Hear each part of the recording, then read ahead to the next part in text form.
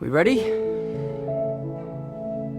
একটা ছোট্ট Glim, Tom হল্যান্ডের একটা লুক আর তিনটি শব্দ, উই আর রেডি। কিন্তু এই প্রশ্নের পেছনে কি শুধুই সিনেমাটিক ডায়ালগ, নাকি লুকিয়ে আছে স্পাইডারম্যান ইউনিভার্সের এক ভয়ঙ্কর নতুন শুরু?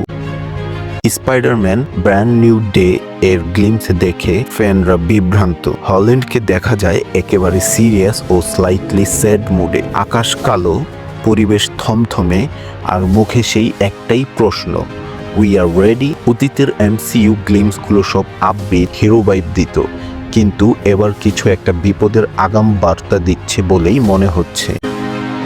কমিক ফ্যানরা বলছে ব্র্যান্ড নিউ ডে মানে শুধু স্যুট নয়, পিটার পার্কারের একটা পুরো জীবন শেষ হয়ে নতুন অধ্যায়ের শুরু। তাহলে কি এই গ্লিমস আসলে একটা ট্র্যাজেডির শুরু?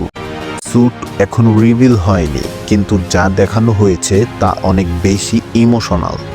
অনেকে বিশ্বাস করে এই line we are ready Holland একা বলছেন না, সে যেন এমসিইউ ফ্যানদের দিকে তাকিয়ে প্রশ্ন করছে।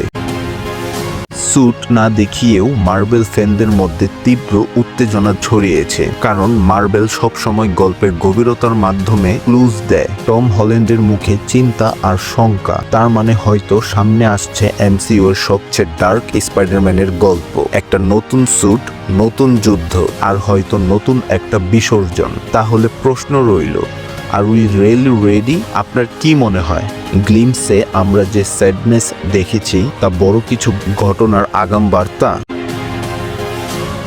কমেন্টে আপনার থিওরি লিখে জানান। আর এমন আরও স্পাইডারম্যানের আপডেট পেতে চ্যানেলটা সাবস্ক্রাইব করতে ভুলবেন না।